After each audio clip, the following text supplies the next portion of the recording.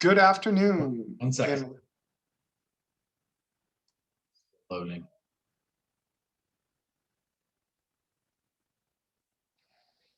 Good, Matt?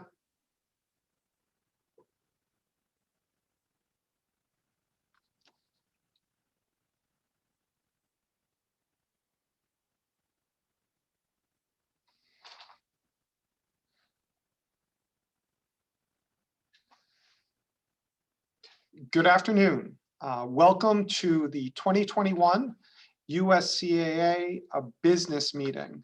My name is Michael Fisher, and I am the president of the board of directors. It is my pleasure at this point to pass the baton over to USCAA Executive Director Matt Sims. Before I do so, I just want to acknowledge that this will be my last business meeting with the association, and I'd like to thank the board of directors and all of our member institutions for all of their work over the previous 4 years, especially this past year during the pandemic.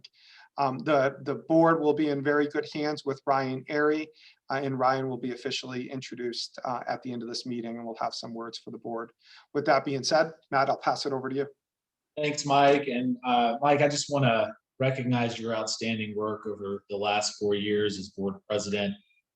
You've just done a tremendous job. Your leadership has been inspirational, and we certainly appreciate everything that you've done to advance the USCAA, and again, to get us across the finish line with this strategic plan that so many people have already commented on it and thrilled. So a virtual clap for you, and I'm sure that everybody shares in that. So thank you so much, Mike. All right, so we are going to get underway with the business meeting. As I mentioned previously, we do not have any legislation to vote on. So this will be pretty seamless, but we do want to provide updates from each of our standing committees, championships, ratings, and selections, as well as provide an update from the membership or the sport committee, rather. So I will now turn it over. Andy Kirshner, are you on the line to provide the update for the championships committee?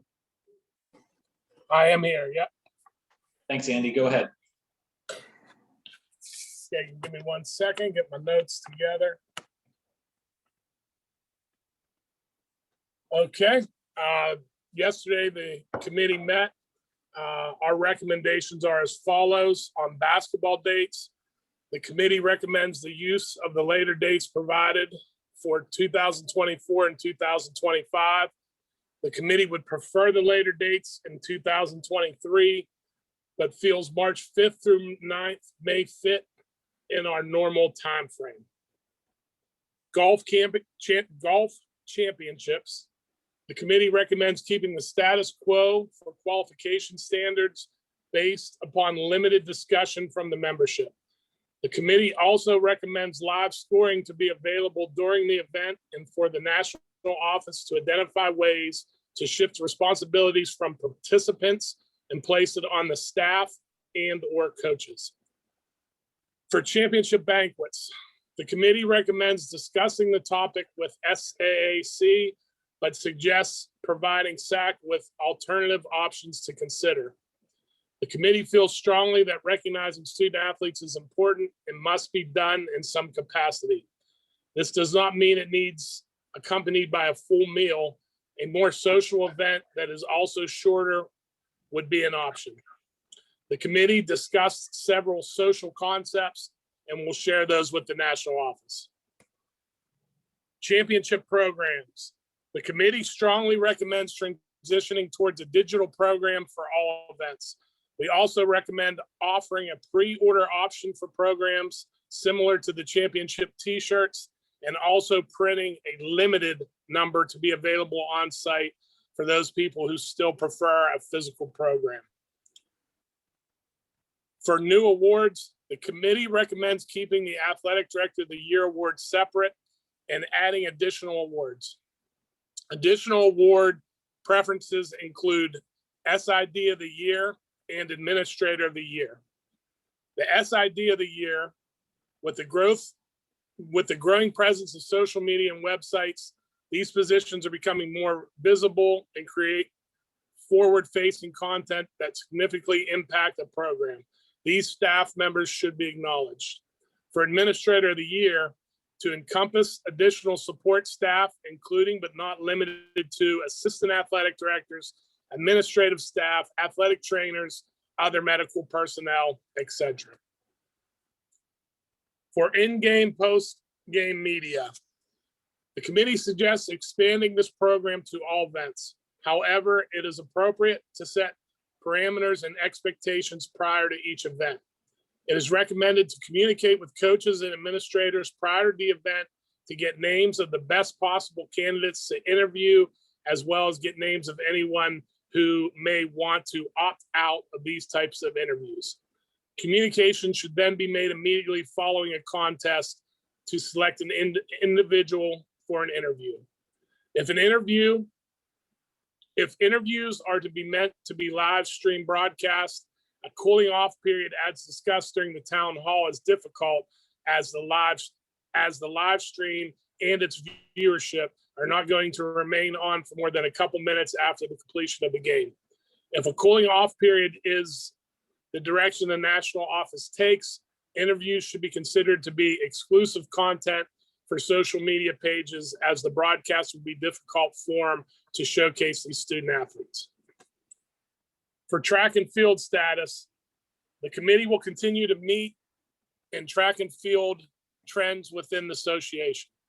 I'm sorry, I misread that. The committee will continue to meet the track and field trends within the association. For emerging sports, the committee will discuss parameters that discuss emerging sports and how long the USCA will consider a sport emerging and how long an invitational should be supported by the association if a sport fails to reach national championship status within several years of first becoming an emerging sport. And then finally, divisions. The committee will continue to discuss this topic and gather additional information through the national office to make recommendations to the board of directors. That is the committee report. Thank you, Matt. Andy, thank you, sir. We appreciate that. We'll take a look, go to the next standing committee, which is our committee on ratings and selections processes. And I believe we have the chair, Paul Hogan, and Dan Raymond, who will present.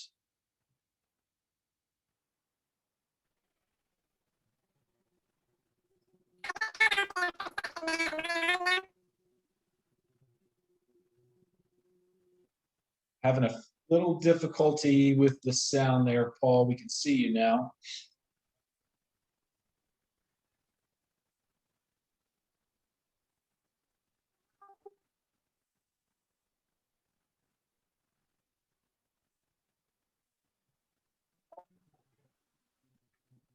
Still having difficulty hearing Paul.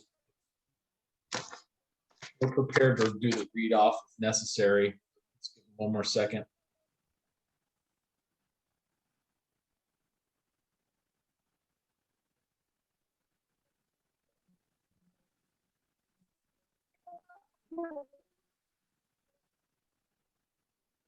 Something there. All right. Does not sound like we're going to get that issue fixed. That's okay. Just one of the issues with our Zoom system. Hopefully this is the last time we ever have to do it like this. Paul, thanks for your service as the chair of the committee. Regardless, we appreciate you. I'm going to go ahead and provide the read off as was provided by the USCAA Ratings and Selections Committee. There is a recommendation to keep the current power rating structure in place without any changes at this time.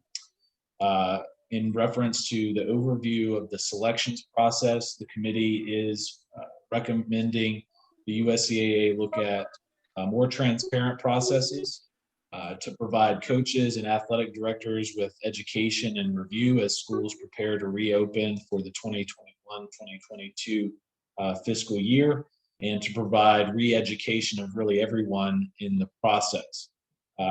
Preseason survey to rank teams by sport, and also for the USCAA to provide the membership with blueprint of the timeline of that plan this summer. To the coaches poll, in reference to the coaches poll selection process, The committee is asking for the USCAA to provide clear expectations of committee members, new and experienced, and to clearly communicate duties and responsibilities, the actual role of going into meetings. In reference to the bid show, the committee simply asked that the USCAA look at ways to advance these to make them unique, to provide early notice of the dates of the bid shows to USCAA members for their preparation, to encourage participation with at least one representative from each team in the live shows, and to interject that live video response within the shows. Again, Paul, Dan, and the rest of the committee, thank you for your service, and we appreciate those recommendations, and we'll be taking a hard look at each of those this summer.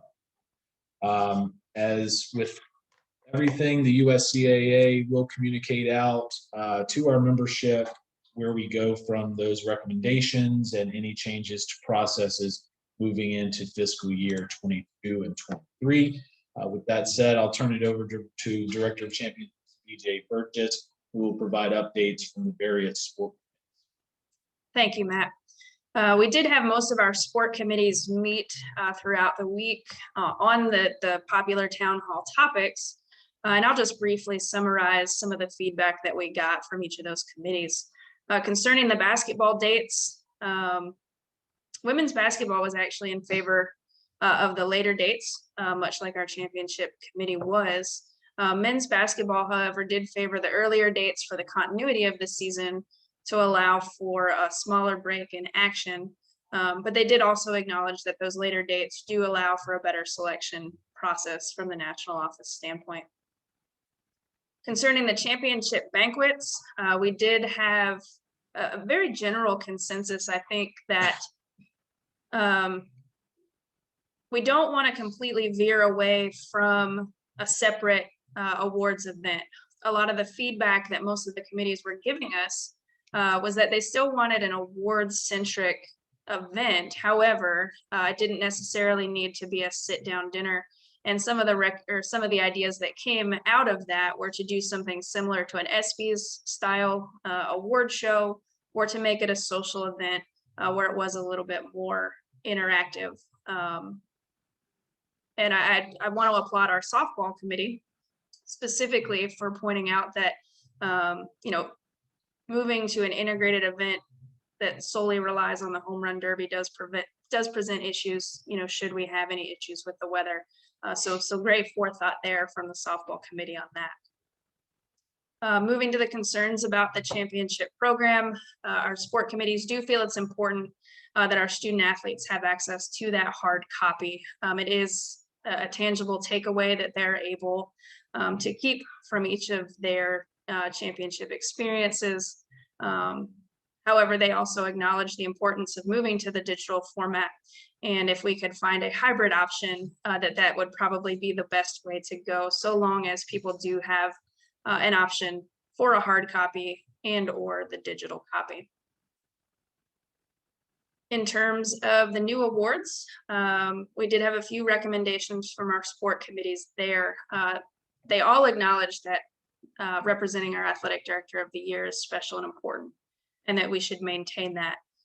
Some of the other suggestions were a staff member of the year, sports information director of the year, and even going as far as recognizing an entire department for their efforts as a whole, based on who promotes and supports their student athletes and teams.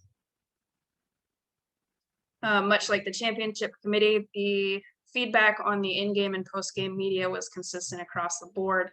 A lot of our committees do want to see this across all of our sports, and provided some suggestion there in terms of the timeline for when and how to select those student athletes and coaches.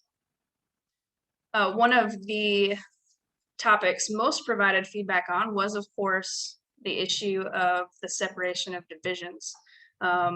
Most committees recognize that going down to one division does make the event more prestigious.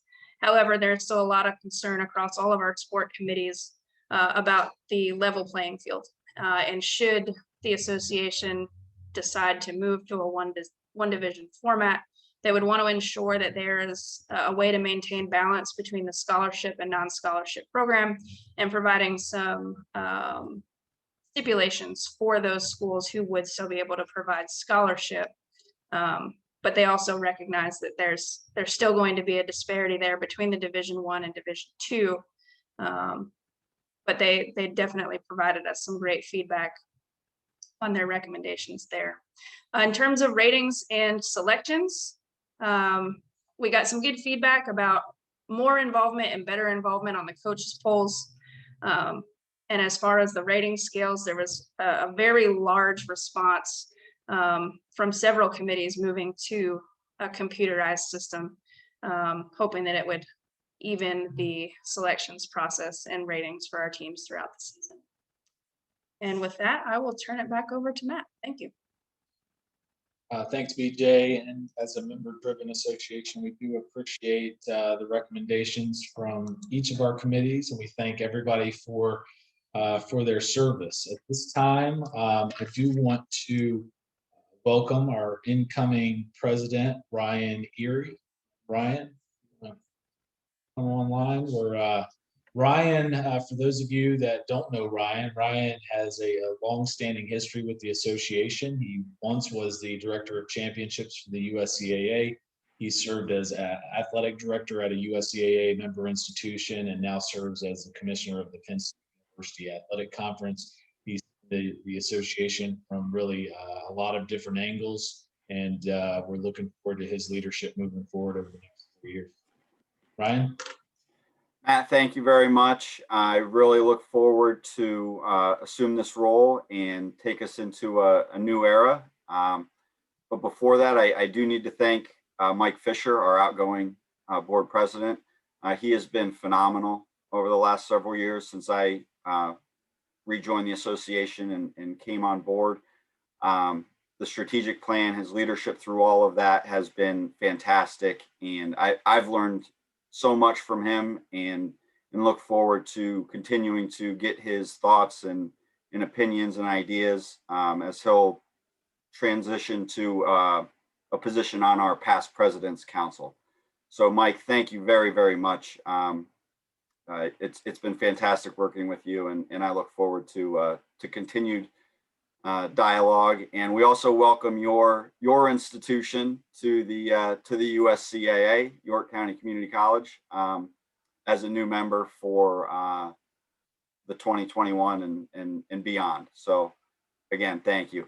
I also want to thank our outgoing board members, Bob Backus, Johnny Williamson, and Trudy Lacey, who will be ending their board tenures here at the end of this fiscal year, so June 30th. They have been fantastic. I've really enjoyed getting to know them, hear their thoughts, their opinions. They've been assets to our board and to the membership. So thank you to all of them. I also want to send a shout out. I know it was Megan's birthday yesterday, but she'll also be leaving us at the end of this year. Megan has been fantastic over the last couple of years, and we wish her well in the future. And last but not least, Matt Sims, who I will be working with over this next year as we work through the succession plan. I can't say enough about Matt. Matt and I go way back. We met as 25, 26-year-old kids, it seems like, at the USCA basketball championships at Penn State Fayette, and have grown up together a little bit. Kind of, I think we look at each other kind of like brothers. And while it's sad to see him move on, I'm excited for his next chapter. I'm also excited for the USCAA's next chapter. And I really look forward to kicking that off with BJ Burgess and our future national office staff.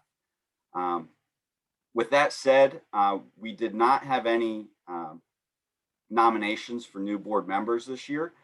So I will be working with Matt in the national office to reach out to prospective board members, and we will notify the membership once we have nominations for those board members to replace our outgoing members. So thank you very much. I really look forward to continuing my efforts with the organization and taking us to new heights. And we're in a very good spot, and I think it can only get better from here. So thank you very much, and enjoy the day. Matt, it's all you.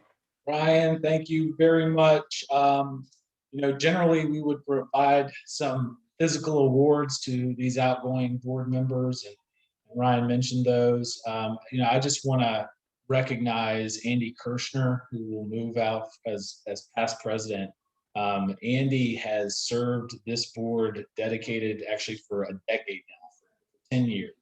And he was part of the transition from the original board structure to the executive council structure that we have now, and has been part of pretty much every committee you can imagine under the sun. So I know he's going to stay around and continue to serve as a leader of this association, but we thank you, Andy, for your service, and we look forward to recognizing you next year in Maine.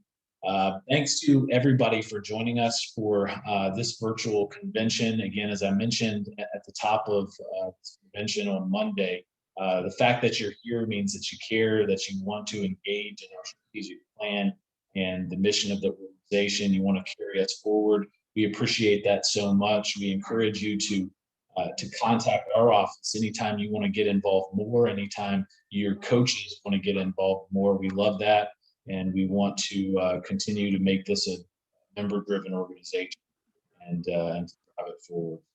Thank you for joining us for the virtual convention. We do have one session left this afternoon, professional development with Z Winning Mindset at 1:15, and we'd love for you to join us there.